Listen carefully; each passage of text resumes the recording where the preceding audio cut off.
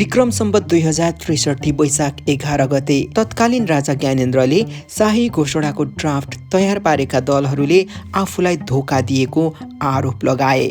त्यो घोषणाको ड्राफ्ट आफूसँगको सहमतिमा तयार भएको ज्ञानेन्द्रको दाबी थियो।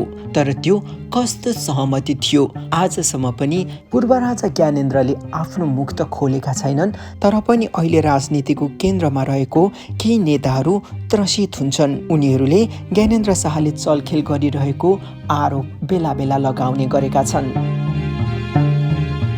राजनीतिक विश्लेषक पुरञ्जन आचार्यको अनुसार देउवा र प्रचण्ड अहिले पनि 2063 साल जेठ 4 गतेको तत्कालीन प्रतिनिधि सभामा प्रधानमन्त्री गिरिजाप्रसाद कोइरालाले प्रस्तुत गरेको घोषणासँग त्रसित हुने गरेका छन्। तत्कालीन काङ्ग्रेस सभापति एवं पूर्व प्रधानमन्त्री गिरिजाप्रसाद कोइरालाको सल्लाहकारको रूपमा काम गरिसकेका राजनीतिक विश्लेषक पुरञ्जन आचार्यको अनुसार देउवा र प्रचण्ड अहिले पनि त्यही 2063 सालको जेठ 4 गते गिरिजाप्रसाद कोइरालाले प्रस्तुत गरेको विशेष घोषणासँग त्रसित हुने गरेका छन्।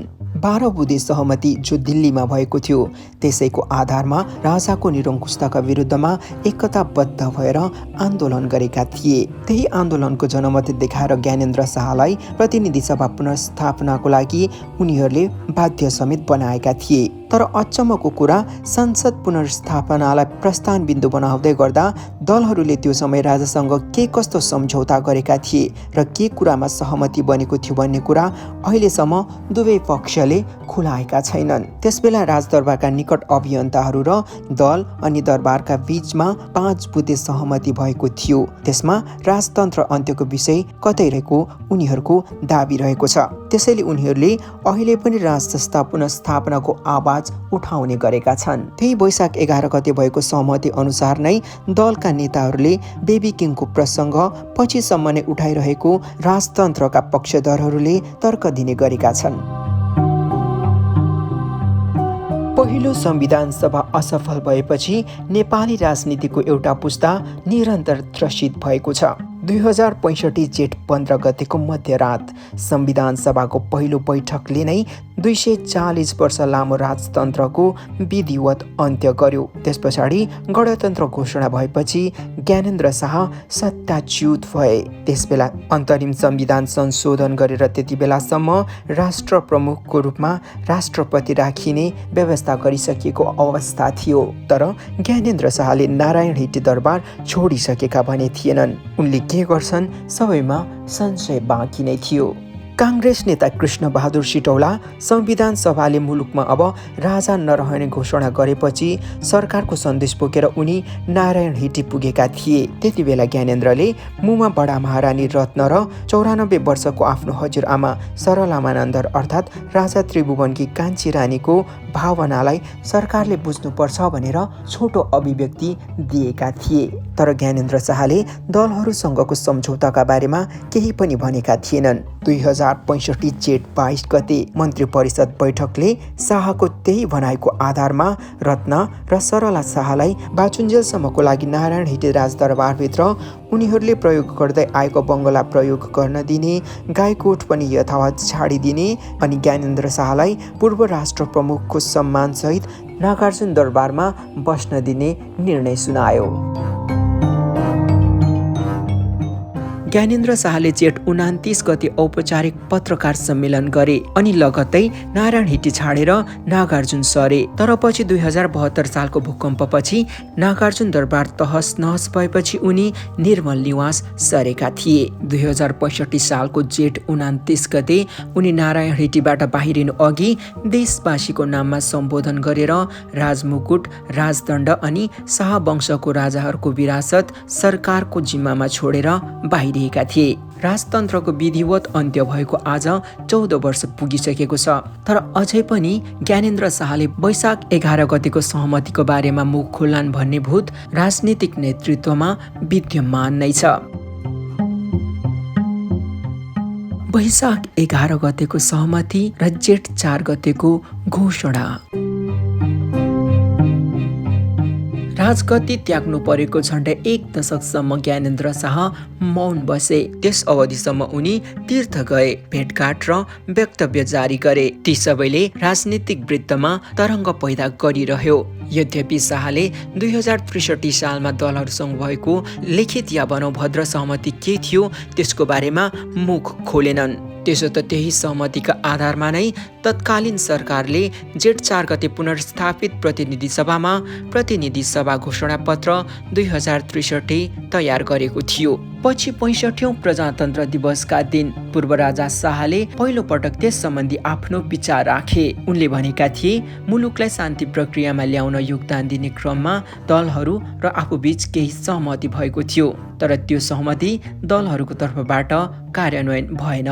तर फेरि पनि उनले के विषयमा सहमति भएको थियो त्यो भने खोलेनन्। त्यति बेलाका सभामुख सुभाष नेम्बाङ थिए। उनको अनुसार राजाको घोषणाद्वारा पुनर्स्थापित प्रतिनिधि सभाले दरबारसँग भएको सहमतिकै अनुसार 2064 जेठ 4 गते संसदमा 2047 सालको संविधान संशोधन गर्ने ऐतिहासिक घोषणा प्रस्तुत गरिएको थियो। नेम्बाङका अनुसार सम्झौताको मूल आत्मा नै तत्कालीन संसदमा गिरिजा प्रसाद कोइरालाले वाचन गरेका थिए। 2047 को संविधानलाई जेठ 4 गते संशोधन गर्दाखेरि राजा तथा राजपरिवारका धेरै अधिकारहरू कटौती गरियो। यसमा राजपरिषद स्थायी समिति विघटन गरिनेदेखि लिएर राजपरिषदले गर्दै आएको काम अब संसदले नै गर्ने भनियो। राजाको उत्तराधिकारी राजाको जेठो सन्तान छोरा अथवा छोरी जो पनि बन्न सक्ने, संसदले राजाको उत्तराधिकारी तोक्ने र यसको निम्ति कानुन पनि संसदले नै बनाउने घोषणामा उल्लेख गरियो। युद्धविराम गरेको तत्कालीन विद्रोही नेकपा माओवादीले शान्तिपूर्ण राजनीतिमा फर्किने अवसर कुरिरहेको थियो। त्यति बेला संसदमा प्रधानमन्त्री कोइरालाको घोषणा भयो। त्यो घोषणामा थप रूपमा भनियो, सेनाको परामाधिपति अब राजा रहने छैनन्, शाही नेपाली सेना अब नेपाली सेना कहलाइनेछ। संसदको सर्वोच्चता स्वीकार गर्ने भन्दै प्रचलित राष्ट्रगान पनि जेठ 4 गतेको उक्त घोषणाले खारेज गरिदिएको थियो।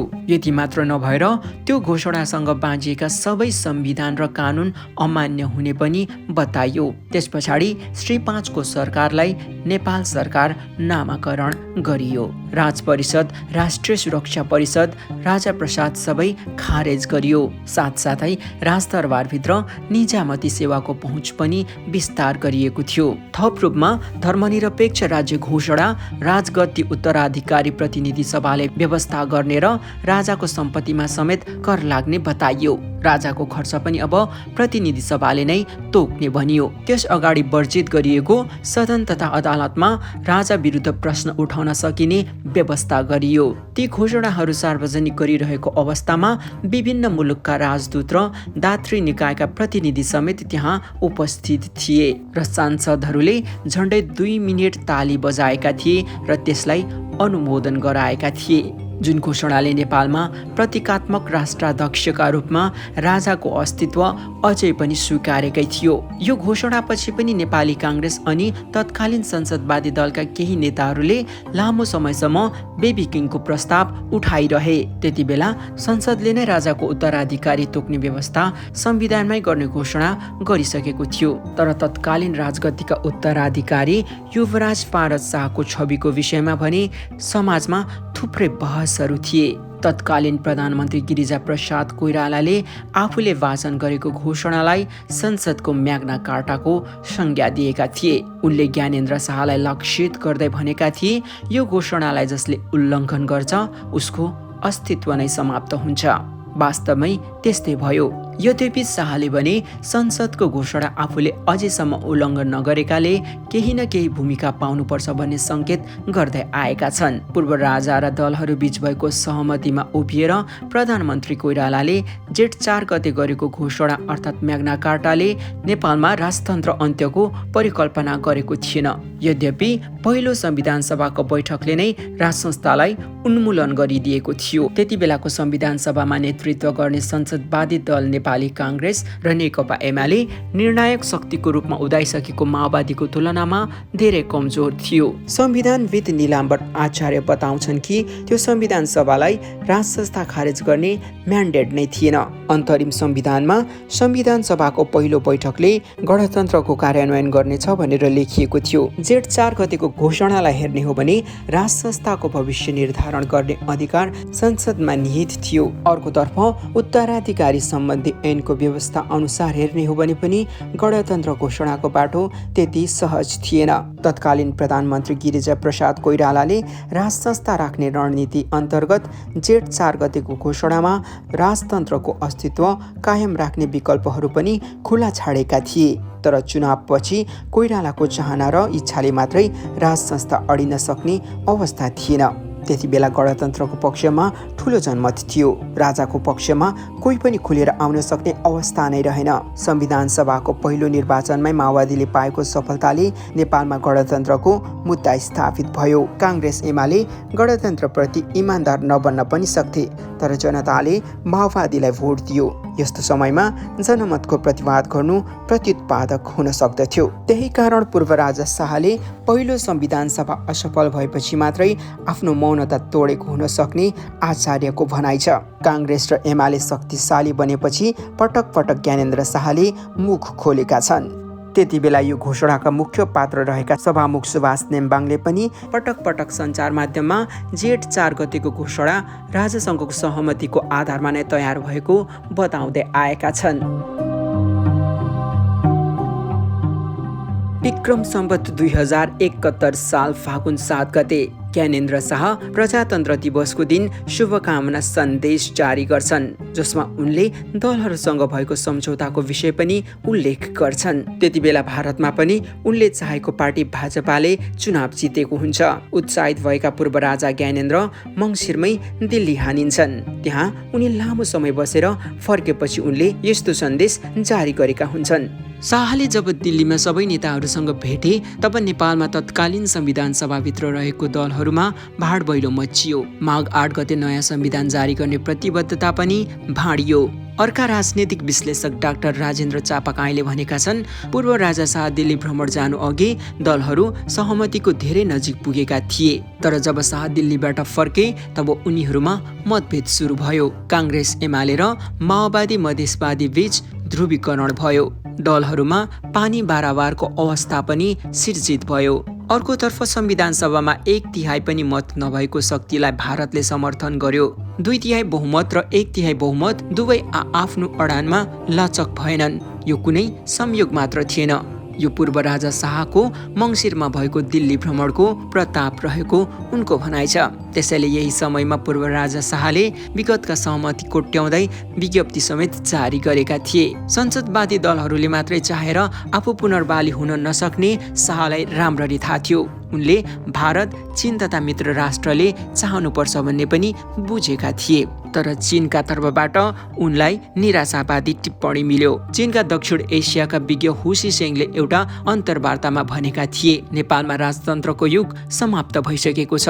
अब नेपाल अर्कै युगमा प्रवेश भइसकेको छ र इतिहास दोहोरिने कुनै सम्भावना छैन। शाहलाई चीनले नेपालमा राजतन्त्र नचाहेको बुझ्न गाह्रो भएन। 2072 साल फागुन 7 गते सभामुखकै कार्यकक्षमा जम्मा भएका पत्रकारहरूलाई सुभाष नेम्बाङले भनेका थिए कि जेठ 4 गतेको घोषणा राजासँगको सहमतिमा तयार गरिएको थियो।